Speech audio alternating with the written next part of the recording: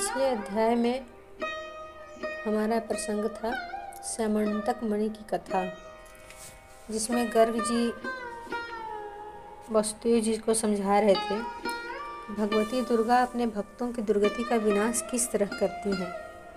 आप उन कल्याणकारिणी देवी के आराधना कैसे करें और दुर्गा जी का उपासना कैसे किया जाता है, जो मनुष्यों के लिए दुर्लभ से भी दुर्लभ है। आज हम तीसरा अध्याय में सुनते हैं श्रीमद् देवी भागवत के महात्म्य के प्रसंग में राजा सुद्युम्न की कथा। सूत जी बोले, हे मुनिवरों, अब आप लोग एक अन्य इतिहास सुनिए जिसमें इस देवी भागवत के महात्म्य का वर्णन किया गया है। एक बार कुंभ योनि लोपामुद्रापति महर्षि अगस्त्य ने कुमार कार्तिकेय के पास जाकर उनकी भली भांति पूजा करके उनसे विविध प्रकार की बातें पूछी। भगवान कार्तिकेय ने दान, तीर्थ, व्रत आदि के महात्म्य से परिपूर्ण अनेक कथाओं का वर्णन उनसे किया। उन्होंने वाराणसी, मणिकर्णिका, गंगा तथा अनेक तीर्थों के महात्म्य का अत्यंत विस्तार पूर्वक वर्णन किया। उसे सुनकर अगस्त्य मुनि परम प्रसन्न हुए और उन्होंने महातेज संपन्न कुमार कार्तिकेय से लोक कल्याण के लिए पुनः पूछा। अगस्त्य जी बोले, हे तारक रिपु, हे भगवान, हे प्रभु, आप मुझे देवी भागवत के महात्म्य तथा उसके श्रवण की विधि भी बताएं। श्रीमद् देवी भागवत नामक पुराण सभी पुराणों में अति श्रेष्ठ है, जिसमें तीनों लोकों की जननी साक्षात सनातनी भगवती की महिमा गाई गई है। कार्तिकेय जी बोले, हे ब्राह्मण, श्री देवी भागवत के महात्म्य को विस्तार पूर्वक कहने में कौन समर्थ है। मैं इस समय संक्षेप में इसे कहूँगा, आप सुनिए। जो शाश्वती सच्चिदानंद स्वरूपा भोग तथा मोक्ष प्रदान करने वाली जगदम्बा है, वे स्वयं इस पुराण में विराजमान रहती हैं। अतएव हे मुने, यह श्रीमद् देवी भागवत उस जगदम्बिका की वांगमयी मूर्ति है, जिसके पठन एवं श्रवण से इस लोक में कुछ भी दुर्लभ नहीं है। विवस्वान के एक पुत्र हुए जो श्राद्ध देव नाम से प्रसिद्ध थे। संतान रहित होने के कारण उन राजा श्राद्ध देव ने वशिष्ठ मुनि की अनुमति से पुत्रेष्टि यज्ञ किया। तत्पश्चात मनु श्राद्ध देव की भार्या श्रद्धा ने यज्ञ के होता से प्रार्थना की, हे ब्राह्मण, आप कोई ऐसा उपाय करें जिससे मुझे कन्या की प्राप्ति हो।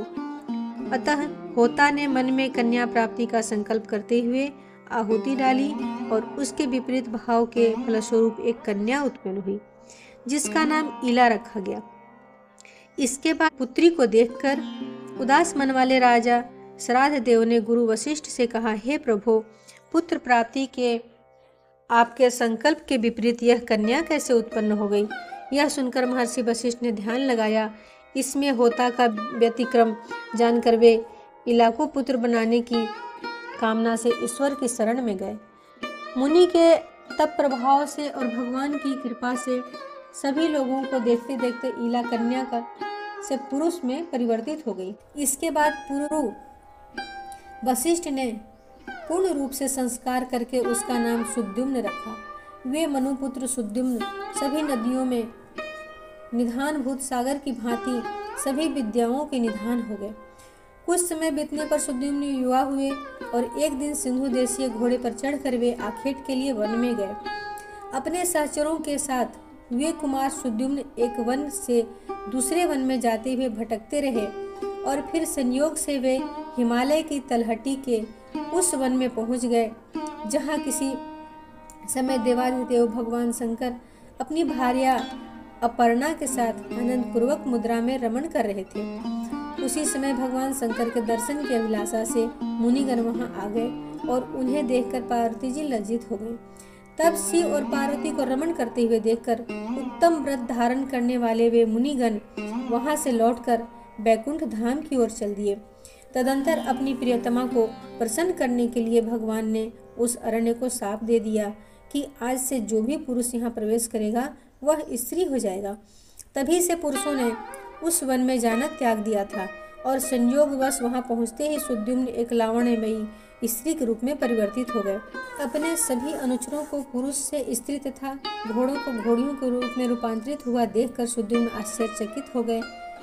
अब वह रूपवती तरुणी वन वन में विचरण करने लगी। एक बार वह बुद्ध के आश्रम के समीप पहुंची।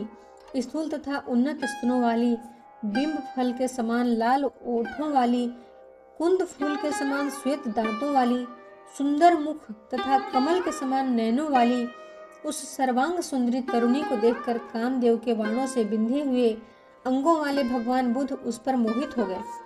वह सुंदर भौहों वाली युवती भी चंद्रपुर कुमार बुद्ध पर आसक्त हो गई और बुद्ध साथ रमण करती हुई उनके आश्रम में रहने लगी। हे महर्षि अगस्त्य, कुछ समय बाद बुद्ध ने उस तरुणी से पुरुरुआ नाम उत्पन्न किया। इस प्रकार बुद्ध के आश्रम में रहते हुए कई वर्ष बीत जाने पर किसी समय उसे अपने पूर्व वृत्तांत का स्मरण हो आया और वह दुखित होकर आश्रम से चली गई। इसके बाद गुरु वशिष्ठ के आश्रम में पहुंचकर उन्हें प्रणाम किया और सारा वृत्तांत कहकर पुरुषत्व की कामना करती हुई वह उनके शरणागत हो गई। इस प्रकार सभी बातों को जानकर वशिष्ठ जी कैलाश पर्वत पर जाकर विधि विधान से भगवान शंकर की पूजा करके परम भक्ति से उनकी स्तुति करने लगे। वशिष्ठ जी बोले, शिव शंकर कल्पवर्दी गिरिजा के अर्धांग एवं चंद्रमौली को बार बार नमस्कार है। मृड सुखदाता कैलाशवासी नीलकंठ भक्तों को भोग तथा मोक्ष प्रदान करने वाले आपको नमस्कार है। शिव शिव स्वरूप शरणागत भयहारी वृषभ वाहन शरणदाता परमात्मा को नमस्कार है। सृजन पालन तथा संहार के समय ब्रह्मा विष्णु तथा महेश रूपधारी देवाधिदेव वरदायक तथा त्रिपुरारी को मेरा नमस्कार है। यज्ञ रूप तथा याजकों के फलदाता को बार बार नमस्कार है। आप गंगाधर सूर्य चंद्र अग्नि स्वरूप त्रिनेत्र को मेरा नमस्कार है। इस प्रकार मुनि वशिष्ठ के द्वारा स्तुति किए जाने पर करोड़ों सूर्य सदृश प्रभा से युक्त एवं भगवती पार्वती के साथ नंदी पर आरूढ़ हुए जगतपति भगवान शंकर प्रकट हो गए। चांदी के पर्वत के समान प्रभा वाले त्रिनेत्रधारी भगवान चंद्रशेखर शरण में आए हुए मुनि श्रेष्ठ वशिष्ठ से अत्यंत प्रसन्न होकर बोले। श्री भगवान ने कहा, हे प्रर से आपके मन में जो भी इच्छा हो वह वर मांगिए। उनके इस प्रकार कहने पर गुरु वशिष्ठ ने प्रणाम करके इला की पुरुषत्व प्राप्ति के लिए उनसे प्रार्थना की। इसके बाद प्रसन्न होकर शंकर जी ने मुनि श्रेष्ठ वशिष्ठ से कहा कि 1 मास तक वह पुरुष रूप में तथा 1 मास तक वह नारी रूप में रहेगी।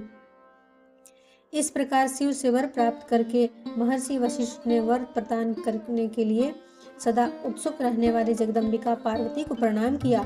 करोड़ों चंद्रमा की कला कांति से युक्त तथा सुंदर मुस्कान वाली भगवती की सम्यक पूजा करके सदा के लिए इला की पुरुषत्व प्राप्ति की कामना से वशिष्ठ जी श्रद्धा पूर्वक उनकी स्तुति करने लगे। हे देवी, हे महादेवी, हे भक्तों पर कृपा करने वाली भगवती, आपकी जय हो। हे समस्त देवों की आराध्य स्वरूपा और अनंत गुणों की आगार, आपकी जय हो। हे देवेश्वरी, हे शरणागत वत्सले, आपको बारंबार नमस्कार है। हे दुखहारिणी, हे दुष्ट दानवों का नाश करने वाली भगवती, आपकी जय हो। हे भक्ति से प्राप्त होने वाली भगवती, हे महामाये, हे जगदम्बिके, हे भव सागर से पार उतारने के लिए नौका स्वरूप चरण कमल वाली, आपको नमस्कार है। आपके चरण कमलों की सेवा से ब्रह्मा विष्णु तथा महेश आदि देवता विश्व के सृजन पालन तथा संहार हेतु सामर्थ्य प्राप्त करते हैं।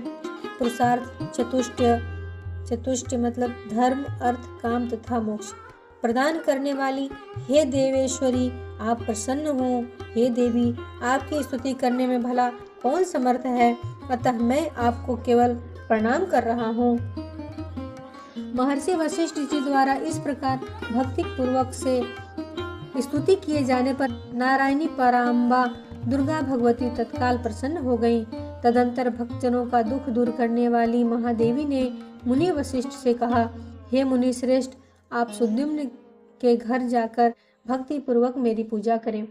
हे द्विज श्रेष्ठ, सुद्युम्न को 9 दिनों में मुझे प्रसन्नता प्रदान करने वाले श्रीमद् देवी भागवत पुराण का प्रेम पूर्वक श्रवण कराइए। उनके श्रवण मात्र से उसे सर्वदा के लिए पुरुषत्व की प्राप्ति हो जाएगी।